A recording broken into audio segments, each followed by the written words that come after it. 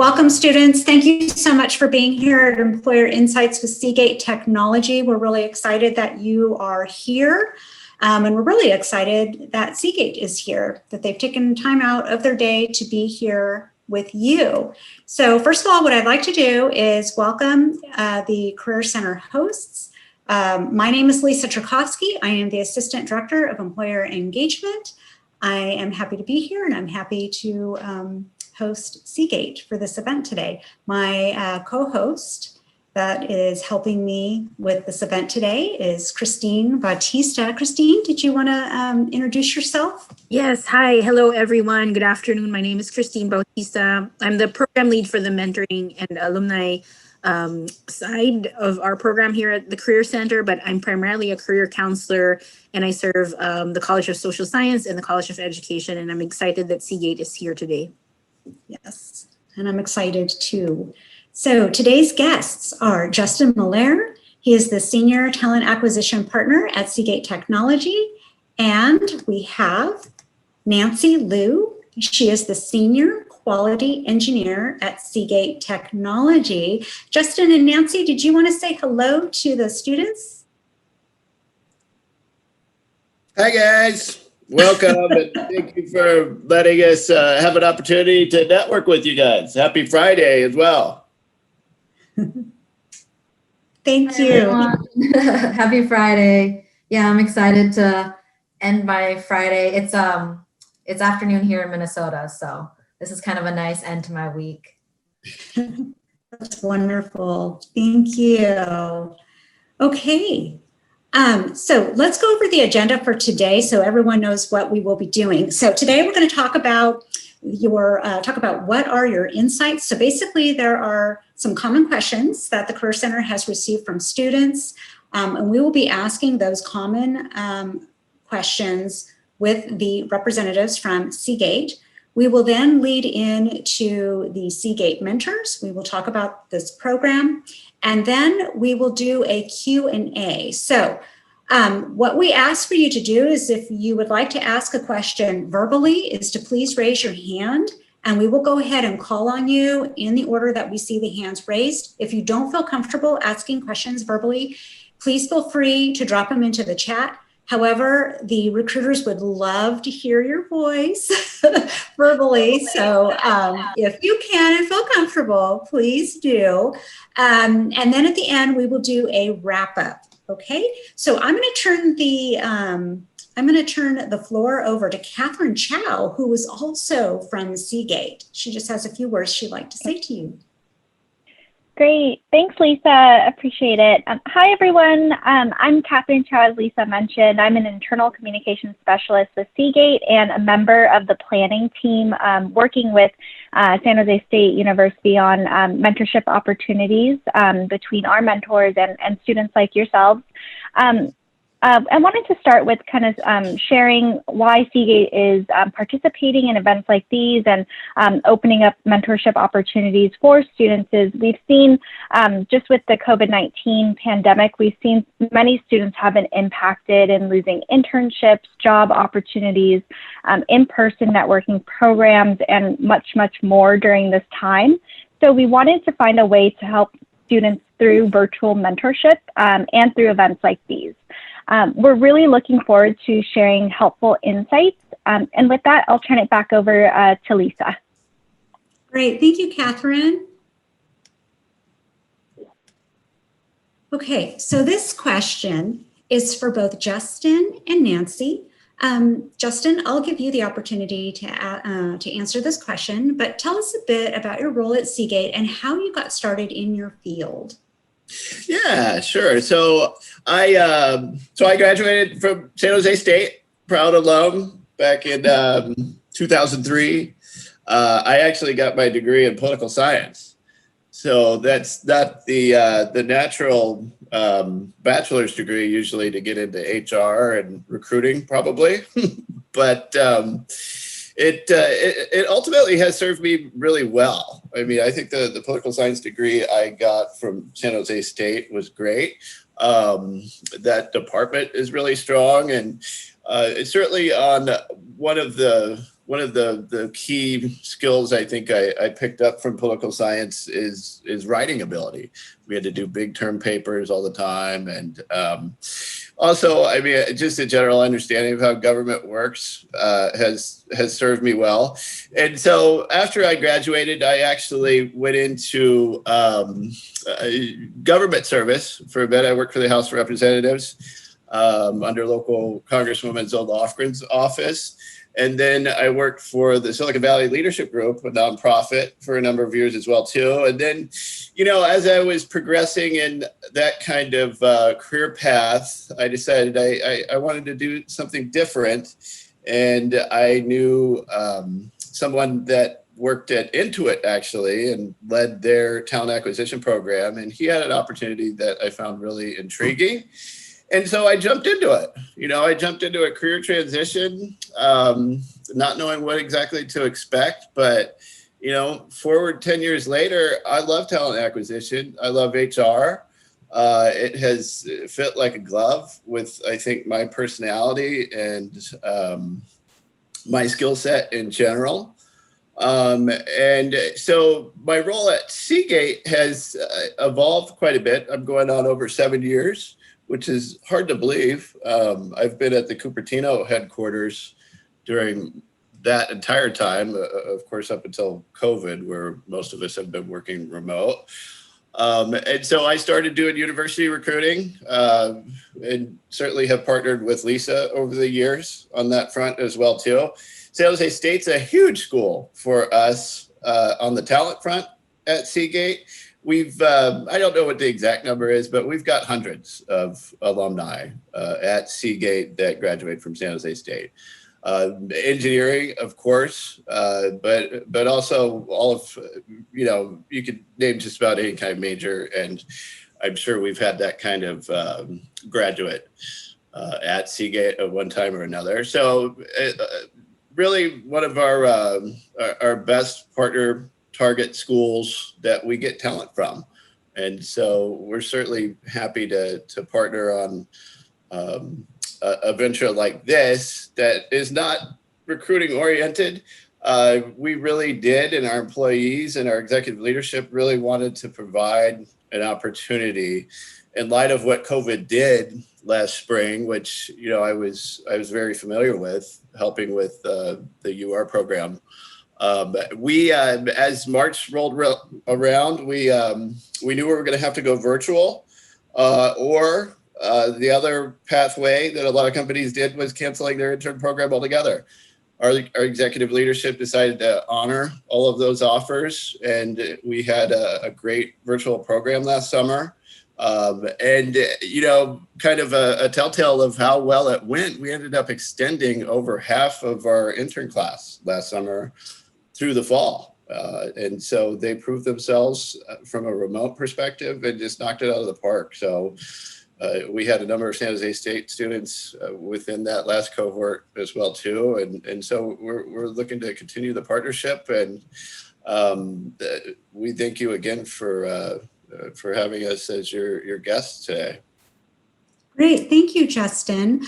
Before we move on to Nancy, Patrick, can you share the sign-in link with the students to sign in for today's event?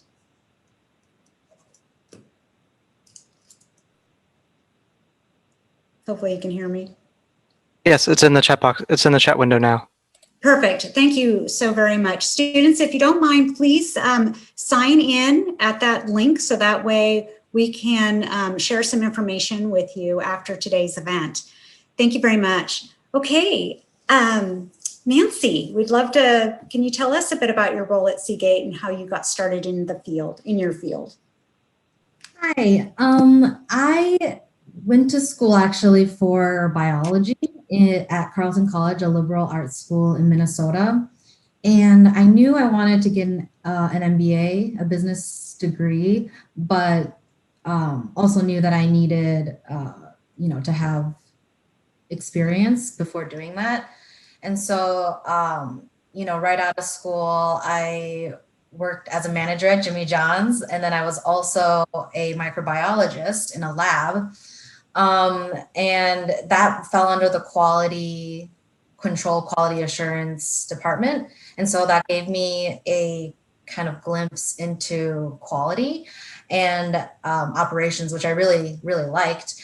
And then during business school, I got an internship at Seagate. And so I'm a huge fan of Seagate's internship program. And that's really how I was introduced to my career now, which is in quality. And so the position was in corporate quality. And that's where I got more in-depth kind of philosophical knowledge and learning about what it is to be in quality and what quality does, which is really connecting people with resources and leveraging other people's expertise, like in engineering, in order to solve complex issues. And I just love that. I love the philosophy that quality, in any business, there are no mistakes that blame people. You always look at the process in which it enabled people to have to make mistakes, and that everything is a learning experience. So I enjoyed that a lot. I became, and then I did another year of Seagate internship before I graduated. And then I was a contractor at Seagate for another year before I left and went and got some experience in manufacturing quality and supplier quality. And then, the opportunity came to come back to Seagate last year, which was such an honor and so great. And I live in Minnesota, but my boss, Carrie, who's here, she is also in California. So one good thing about COVID is that we can do these virtual mentorships. So I'm really excited about that. And yeah, that's basically how I got to where I am now. Great, thank you. So we have our next question here. Many students worry about finding internships and jobs in this economy and environment. What are your top tips for job or internship search during these challenging times? And this is for both Justin and Nancy. Well, I could lead off. So Lisa and I were actually just discussing. I was curious what she was seeing from the numbers of opportunities through Handshake, and when COVID hit last spring, a lot of opportunities just evaporated. The numbers certainly from a data perspective dropped, but as she shared, they have gone back up significantly this spring. So that's certainly good news. Across the board. In terms of Seagate, our numbers have been pretty consistent. I think we're looking at probably a little bit of an increase in intern and grad opportunities in general. So I would just start with that kind of general landscape of where you guys are at in terms of finding both grad positions and intern positions. It's looking up, I think. And, hopefully as COVID kind of gets more under control and the vaccination situation gets better and better as well too, that there's going to be more opportunities. Right now, I think that probably there's certainly not as many opportunities as there otherwise would be, obviously, with COVID. But I think there's some due diligence in terms of researching which companies are going forward with intern programs. I think you could do Google searches on that. Obviously, using LinkedIn, using Handshake, and using every kind of job aggregator service there is out there to find internship opportunities is always your first step. And then what exactly those opportunities look like, I think it's probably, my guess would be that it's probably more challenging to find if you're a hardware engineering oriented student, those kinds of internship opportunities are probably a bit more challenging to find right now. Now, for Seagate, in terms of how we operate, we have a huge design center over in Fremont, which most of you have probably seen if you drove up 880 and saw the big sign. So right now, the only people that are working inside there are hardware development engineering folks and people that make the labs and the machinery actually operate. So I know there's been some hesitancy on our part just because we've limited the amount of employees that are actually on site, just simply due to COVID. So when you guys are looking for opportunities, I think you got to really put in the research as to who's hiring, who's doing well under COVID. Seagate's actually been doing quite well under COVID. And, last time at this year, we certainly wouldn't have bet the house that, we would have a really solid year. There are other companies that are doing extraordinarily well, and particularly what we're using right now. Zoom is doing fabulously. There's a lot of companies that have absolutely thrived during the past year, Amazon and so forth. So you might want to target your searches to those kinds of companies that have really been thriving the past year and are going to be more prone to having internship and grad opportunities. That's just top of mind, I think, for what's going on right now. And I'll turn it over to Nancy with that. Thanks, Justin. I completely agree. You have to start early, and you have to be, prepared for a lot of rejection or not being responded to. But just remember, it only takes one, and to keep an open mind. I think that's one of the greatest things, is that it's really an opportunity for you to kind of try something out in the corporate world, or whatever career that you want. That's kind of low risk, and also for you to get some firsthand experience. So I definitely do think starting early, communicating a lot with people. I just had an intern sign up for this summer, and he really stood out because he responded right away to my email. There were 3 candidates, and the other 2, one didn't even respond. One took more than a week or 2. And by then I had kind of already made up my mind that it was going to be the intern that the candidate that responded to me right away. And he just seemed very on top of it, just made really good impressions. So make sure that you're responsive and show your enthusiasm.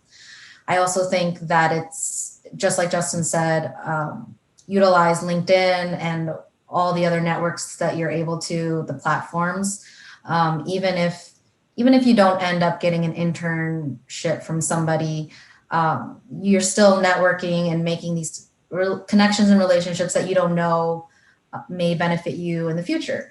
And it helps you too. Now you can stay connected through LinkedIn with articles and following certain people and influencers. Those are all very good resources. Great. Thank you so much, Nancy. So the next question is, and whoever wants to answer this question. Pardon me, Lisa, we received a couple of student questions during those last few responses. Yeah. Actually, we're going to do the questions at the end. We're running out of time. So for time's sake, we will keep going on. And then we'll get to the students' questions later. Not a problem. So keep in mind for the Q&A segment at the end then.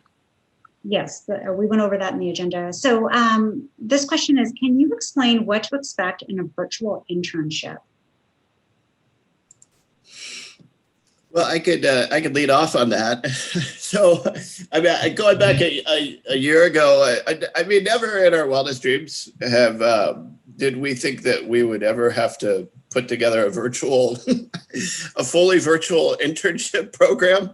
We had, I guess, like I said, I've been with Seagate 7 years. That's 8 8 consecutive intern programs, and last year certainly was a doozy. It's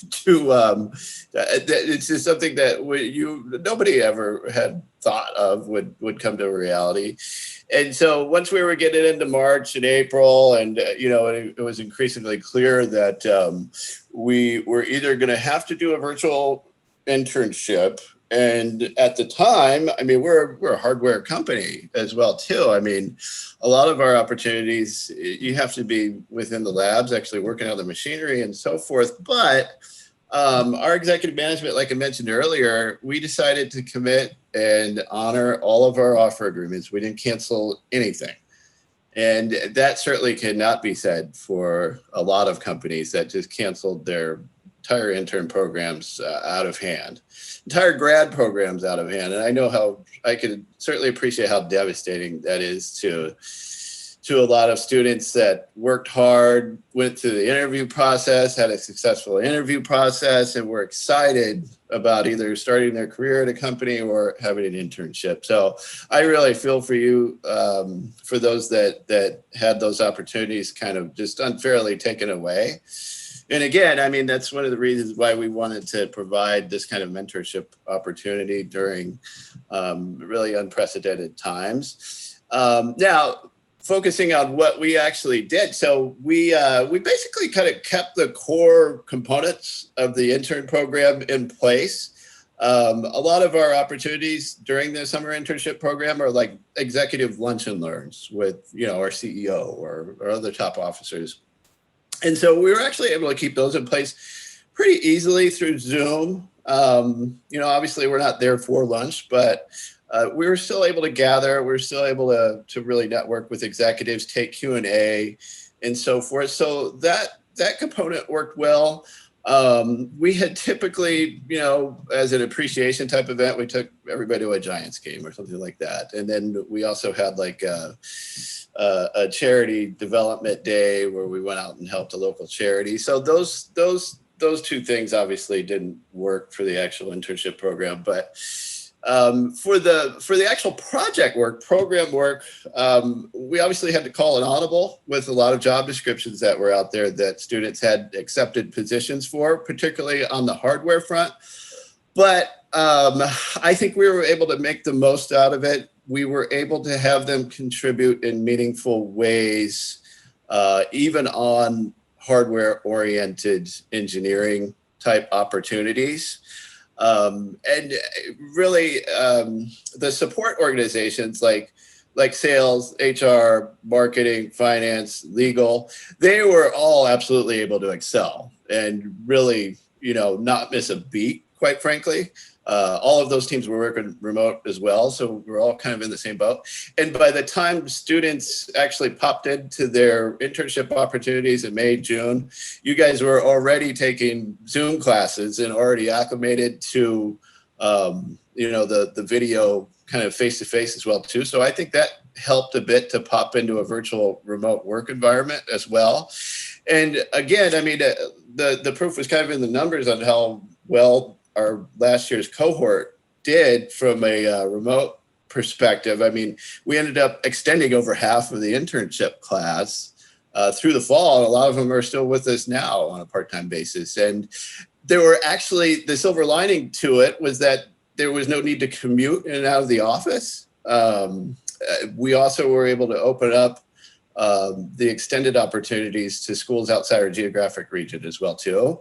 And, that certainly was kind of definitely a silver lining that enabled students to commit to more hours of part-time work as well, too. So it worked out well. And we're very optimistic going forward this year with the virtual intern program as well, too, as it's looking likely. Thank you, Justin.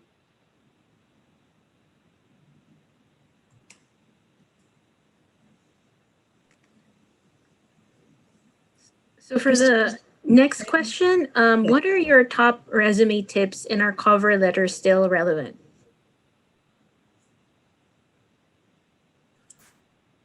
Well, I'll lead off.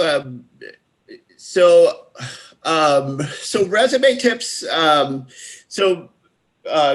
would say I'll start with so basically really there's at the university level, there's engineering type recruiting and opportunities and the more business oriented opportunities. So I'll start with engineering. I think certainly engineering, one of the most important things that you could do, and this actually goes for all types of job hunting as well too, is to tailor your resume to the job description as much as possible.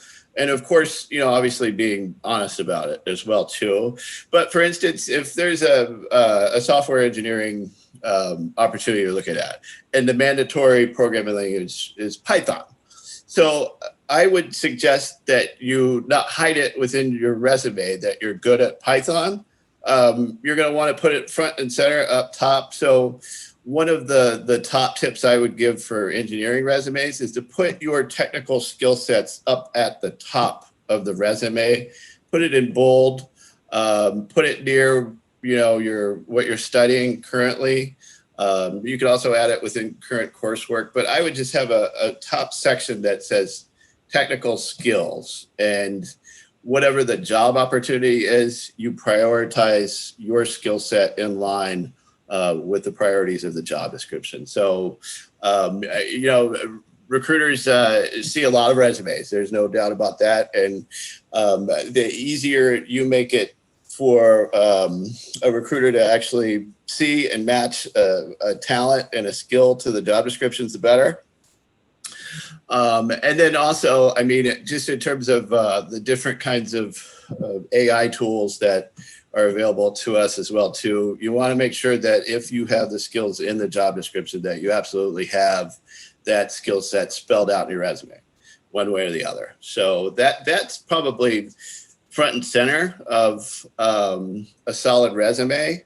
And obviously, I think there's a LinkedIn question later, but obviously having your LinkedIn profile up and up to par as well is important too. Cover letters, I don't. Cover letters, certainly, I don't see a lot of them anymore. For some positions, I think it's certainly important. So, for instance, if I had a communications-oriented position, a good solid cover letter, I think is certainly relevant. For engineering roles, probably also. But for certain opportunities, I think cover letters can be effective. Now, with that said, I would suggest if you ever get a hold of an email to a recruiter or a hiring manager or anybody involved with the hiring process of a job that you're looking for, you put your cover letter inside the text of an email and get it sent to them. So they don't have to open an attachment. They look at your cover letter right there front and center. And it doesn't have to be extraordinarily long, a paragraph or two that just demonstrates a little bit why you're interested in the opportunity, why you're a good fit. And, that could be a paragraph or two and have it front and center in an email text. That's always a better way to do it than having an attachment out there. Great. Nancy, did you have anything? Answer to the cover letters thing, because I honestly have never gotten a call back for any job that's had a cover letter, any internship anything that's asked for one. I do have like a generic one that, there are some applications that require them, and it's quite generic. So I'm not very equipped to say whether or not they're still relevant, but it's good to hear that from Justin, because just from what I've heard, people spend even less time reading those than your resume, which is already quite short of a time. And, also a lot of the times the cover letters are just kind of, I feel like it may not say that much.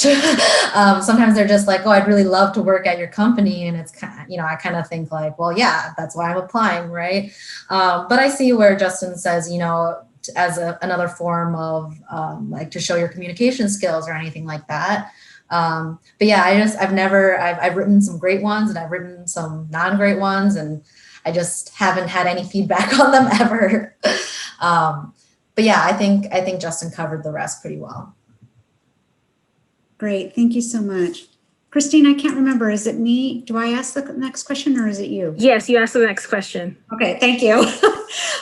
Okay, so students know networking is important, but they're not sure how to do it well. Can you please give us can you please give us your advice on how to best network in a virtual environment? Nancy, you want to lead off or you want me on this one? Maybe we both have different perspectives. So I think it could be good. I think that, again, using platforms is great. And the best advice I can give in networking in general, even if it's not virtual, is to be genuine and not to, it's very clear when somebody is coming to ask for genuine advice and mentorship and someone who just wants a job, right? And it's not bad, but, really know who you're who you're trying to get advice from and know like who your audience is, because, and a lot of the times, we'll get questions like, how can I get a job there? Or how can I get an internship at Seagate? And honestly, like, I don't have the ability to give that kind of hand those jobs out. So in reality, when you're networking, you're really trying to build relationships and be genuine and to kind of show, not just learn from the other person, but to show a side of you that a lot of people might not get to see outside of work or in, a less professional setting. And I think people right away can tell whether it's virtual or not, if you're looking to build a relationship and do something a little more long-term versus like, oh, can you just read my resume? Or, oh, can you give me some tips? And, that kind of relationship can really blossom into anything, right?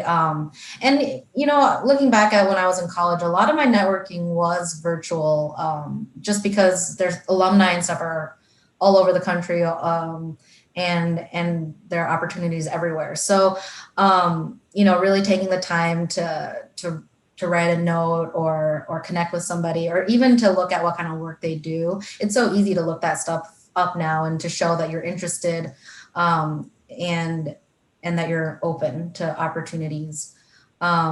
Even my boss now, we had worked together many years before, and we kept in touch. And I feel like that's one of the reasons my name kind of came up when my then boss retired, which is why I had the opportunity now. So, you just never know what's going to happen. Sometimes a relationship 3, 4 years, 10 years down the road is going to really be something amazing and change your life. So don't just think of it as like, oh, I need more numbers, I need more friends, I need more LinkedIn connections. Think of it as really like an investment and to kind of hone in on some other skills you want long term.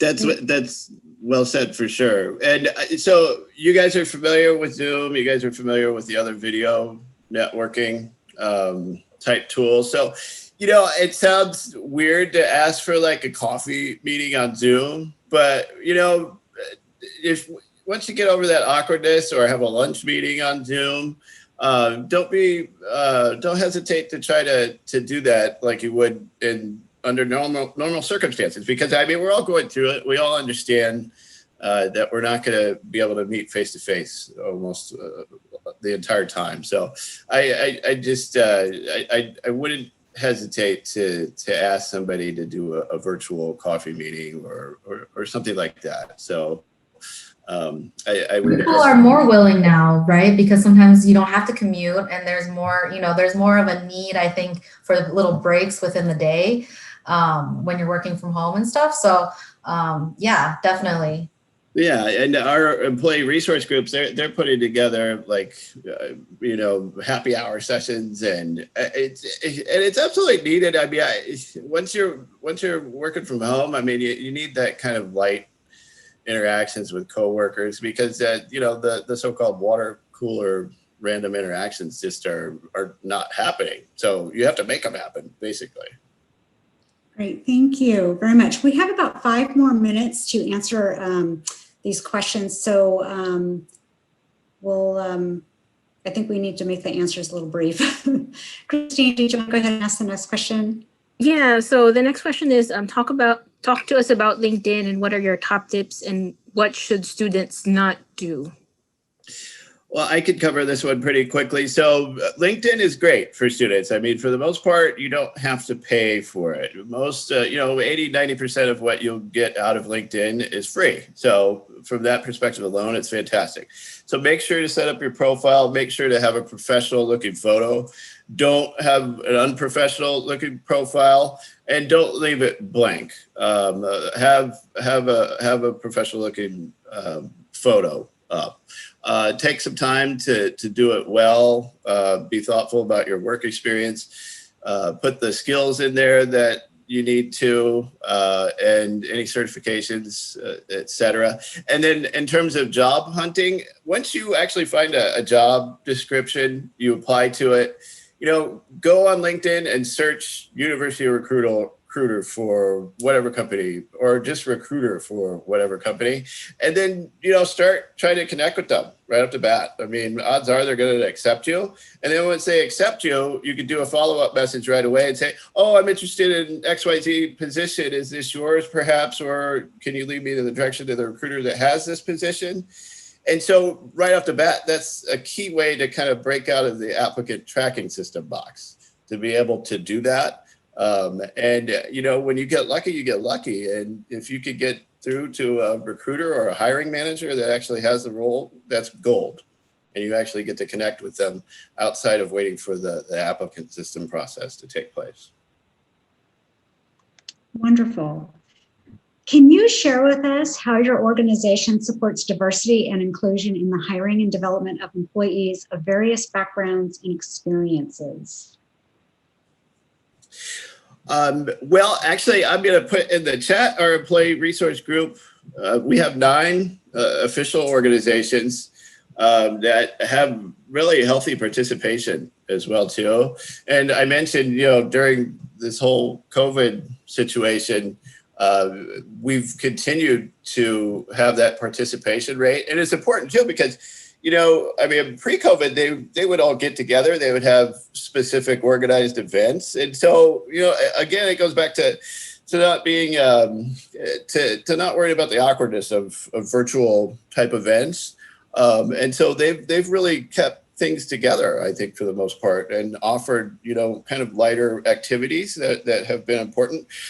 From a recruiting front, we partner with all sorts of organizations, diversity organizations, sponsor them, host them for events, host them for tours, and so forth. So those types of recruiting events have certainly presented opportunities and hiring opportunities precisely from those types of events. Wonderful. And I believe this is our last question. Yes. So for our final question, we get many questions about how to best navigate the interview process. Can you share tips for successful interviewing? Nancy, do you want to take this one from a non-recruiting perspective? During my MBA, we did like crazy amounts of interview setups, or what's it called, like role playing, and they're so awkward, but it is very useful. And even more awkward and more useful is to have them videotape you while you're being interviewed by somebody. We actually had real interviewers and come and do it and then give us feedback, but we had videos, and it really shows you what kind of like nervous tics you have. Like I sometimes have reading glasses, and if I'm interviewing with them, I'll be pushing them up all the time. Or, if I have a bracelet on, I'll be fidgeting. So those little things can be really useful. I just think lots of practice. And again, being genuine and doing it so much that basically it's no longer a big deal. Working on those, elevator speeches or kind of expect people to ask you those normal interview questions, and then have kind of something to talk about there. Anything else you want to add, Justin? Yeah, I would just note the virtual landscape that over the past year. So, I mean, all of our Seagate interviewing across the board has gone to virtual. We don't have on-site interviews anymore. Maybe very, very few, but just a couple quick tips. I mean, you guys are familiar with Zoom, and we actually use WebEx to conduct our video interviews. If you have some time, I would just, if you can, I would just familiarize yourself with whatever the networking tool is prior to the interview, so you don't fumble around with it. Have the webcam angled exactly like you want it. Use a virtual background if you want, and it's appropriate. Make sure you have space and a quiet space during the interview. And hopefully, don't have random people walk behind you or anything like that. You want to be able to capture your full attention in a video interview. But it's the new normal. And just in general, the more you interview, the better you get at it, whether it be virtual or in person. Great. Thank you so much. And now it's going to spend 4 to 5 minutes to talk about Seagate Mentors. Catherine, did you want to talk about that? Yes, yeah, absolutely. Yeah, thank you, Justin and Nancy. Great presentation and really good insights. So in terms of Seagate Mentors, we do have a group set up on SJSU Squared. Students should connect with our Seagate Mentors on the platform because it's a really great opportunity to connect one-on-one with our mentors who are really happy to share career advice and career-related insights. What students can expect when connecting on the platform is one-on-one engagement, like I mentioned before, and the opportunity to join in on group conversations through the discussion board feature in our group. And kind of one thing in particular for students to know about the group is feel comfortable reaching out to mentors. Our mentors are incredibly friendly and really willing to help in any way that they can through kind of helping you guide through your career journey. So thank you, Lisa. Yeah, you're welcome. Thank you so much, Catherine. Okay, I know a lot of students have questions and a lot of hands have been raised. So we're going to go ahead and now head over to our Q&A session. So Patrick, did you want to call on the first student's hand that you see? Yes, so I'm going to be addressing the questions in the order that we were getting them. I was taking notes of everyone who was messaging questions in the chat window. Thank you very much for those, as well as people who were raising their hands early in the presentation. For starters, I gotta pull up my notes. Talia Cortez, if you're still here, you're welcome to voice your question that you had earlier. Thank you, Patrick. So this question is it's more for me, I guess. My question is, I've been in the banking industry for almost 10 years now. And so obviously my dream is to get into the tech industry. And so my question is, how difficult would it be for me to, get the attention from a recruiter or from a company? Because I'm currently a sales analyst, but it's mostly in, banking. Would it be really difficult for me to look for something in the tech field, but maybe the same position?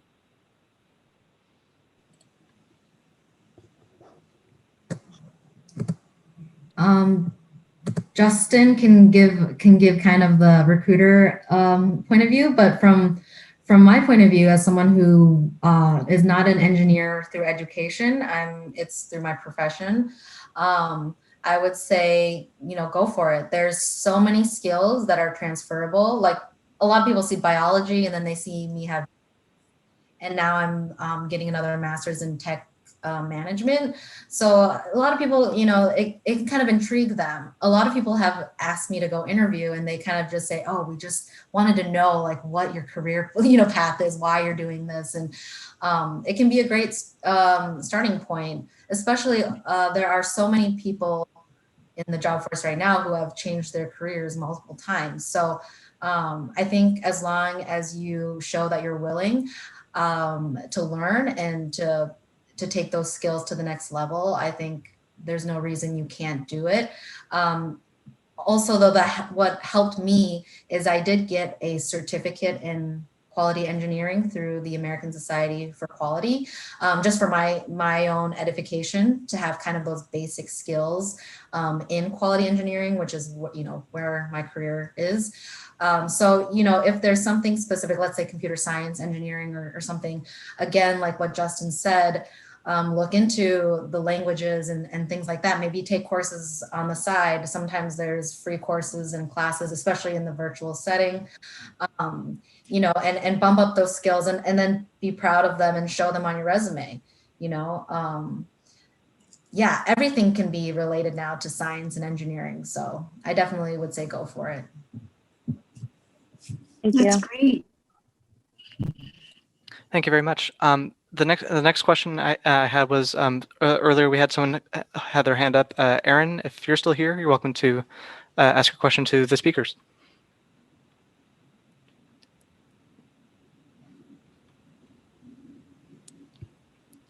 Aaron, if you're talking right now, there might be something wrong with your microphone. You're unmuted, but we can't hear you still.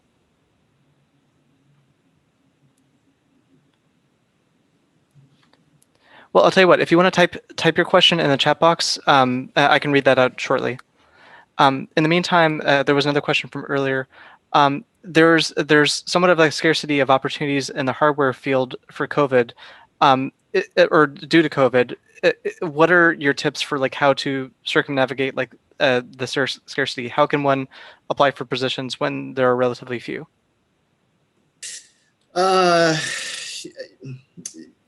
It's it's a tough one. I mean, it's hard to do remote hardware engineering. I mean, there's no ifs, ands, or buts about it. Like I said, I mean, we were able to have our interns that were PhD level, lab, very focused on our lab equipment, at least originally. That's what the goal was. But I mean, they were still able to contribute very meaningfully, even in a remote environment. I think just to provide some hope, so to speak, as COVID dissipates and the on-site and vaccinations roll out and the on-site limitations relax, you're going to see more hardware engineering opportunities. And just in general, I think as the economy adjusts to the COVID shock, you're going to see more opportunities. But just in general, I think, and it might be, something that spikes dramatically. I mean, if it leaves us and we get the vaccinations to a point where on-site regulations and those concerns are relaxed to a significant degree, hopefully things start popping, for hardware engineering. I mean, there's still Silicon Valley, I think it still has probably the most types of hardware engineering development opportunities more than any other geography. So there's that as well too. But I think as we get through this, you're going to see more. Thank you, Justin. The questions from Aaron that were from earlier, one of them is there a recommendation given the current hiring situation and hiring climate, like if you had to choose between a preference of taking an internship while in school or taking an entry-level job out of school, is there like a sort of preference or a recommendation for doing one or the other, like internship or entry level, if you had to choose between the two? Well, I mean, I can speak for the way Seagate does its internship program. So you have to be enrolled in school in order to be eligible for an internship. So you can't graduate and then have an internship with us. So that wouldn't be an option for the way we do things. But I think a lot of companies are probably similar, but for the companies that do provide internships after you graduate, I'd kind of be wary because you don't want to be graduated and you don't want to be locked into being hired as an intern and then they keep you as an intern indefinitely. I think that's kind of something you have to look out for. I think ideally, if you have a grad opportunity as opposed to an intern opportunity, take the grad opportunity. Absolutely. Unless it's some kind of amazing internship opportunity. But generally, if you're graduated, I take the grad position.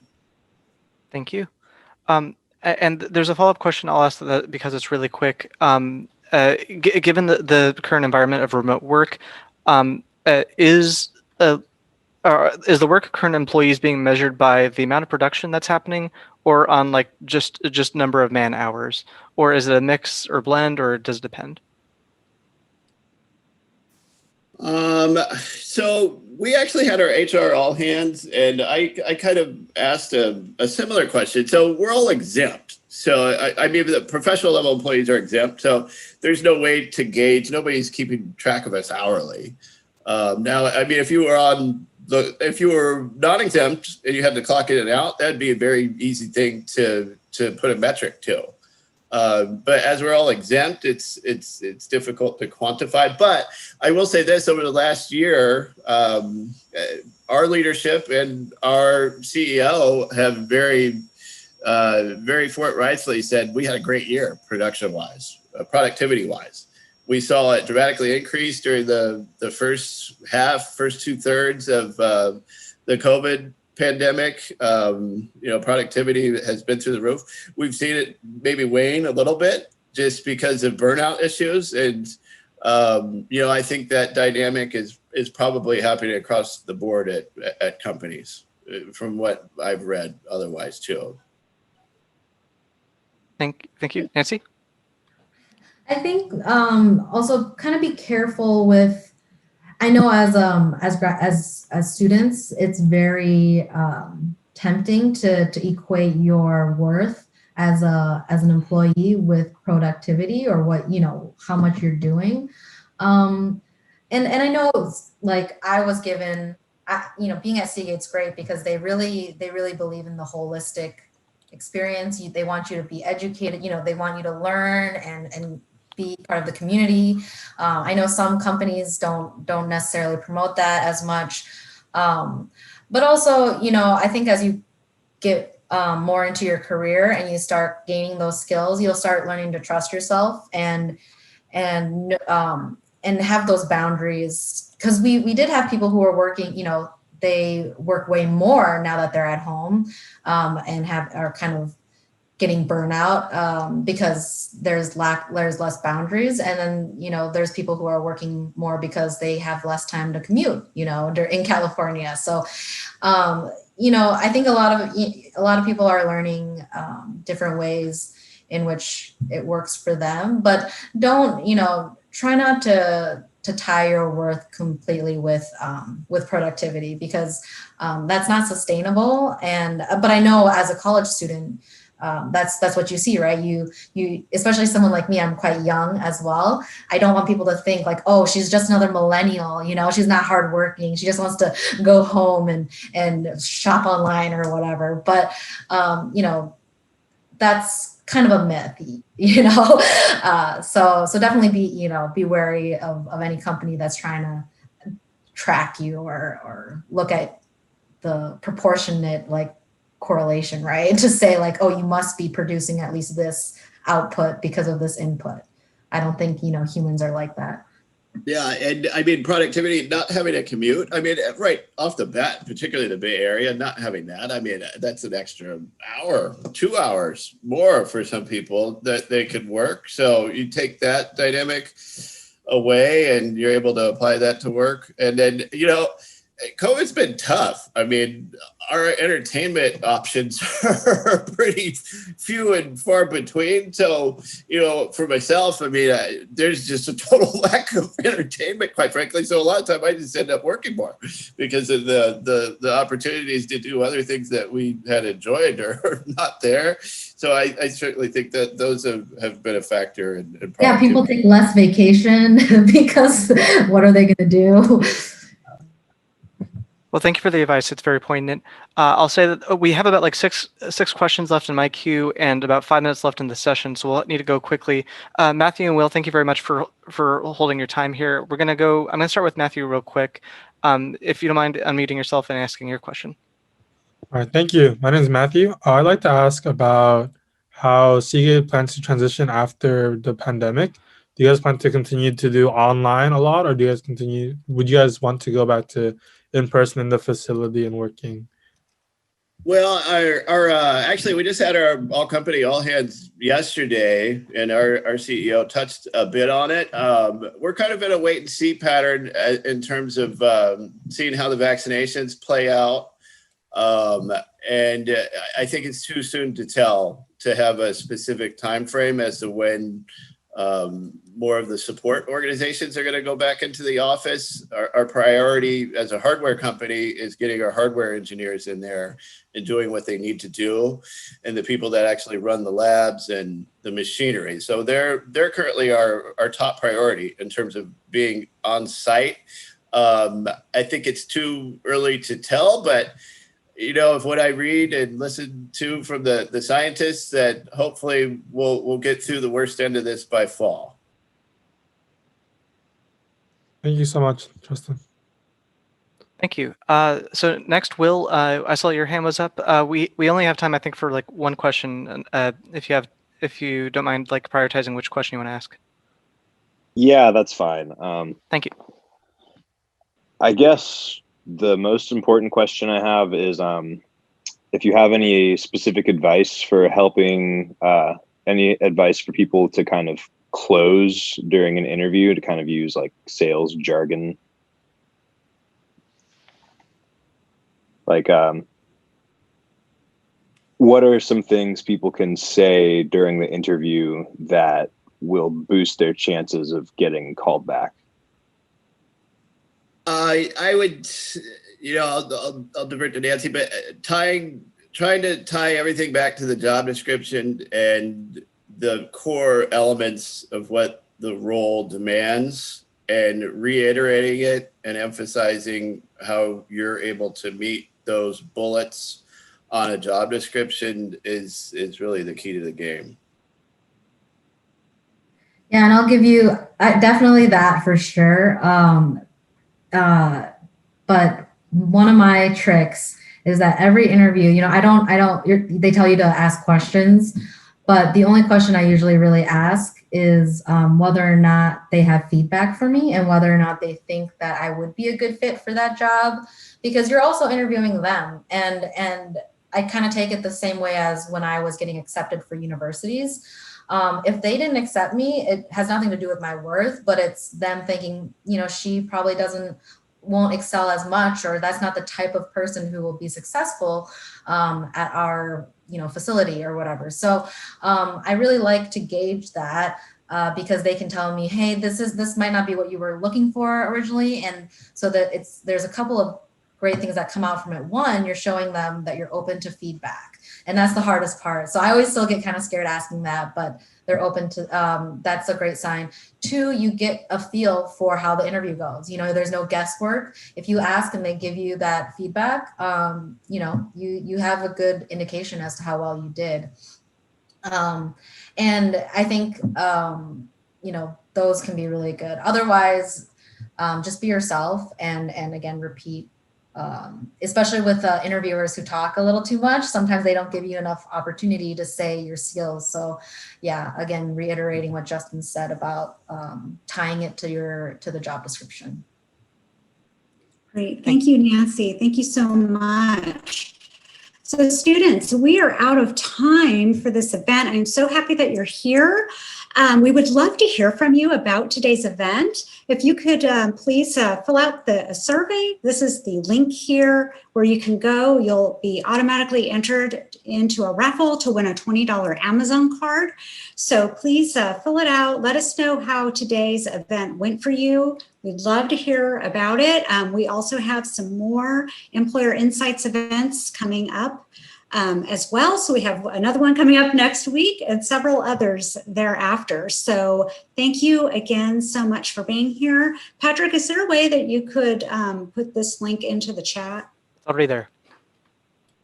Oh, perfect. Thank you so much. See, he's one step ahead of me. Great. So thank you so much for being here. We appreciate it. And I just want to say thank you to Justin and Nancy, as well as Catherine. Thank you so much for taking your time out of your day to be here and to participate in Employer Insights event. We are so happy that you were here today. Thank you. Thanks, guys. Thanks so much. Have a great weekend. Me too. Thank Thank you you. all.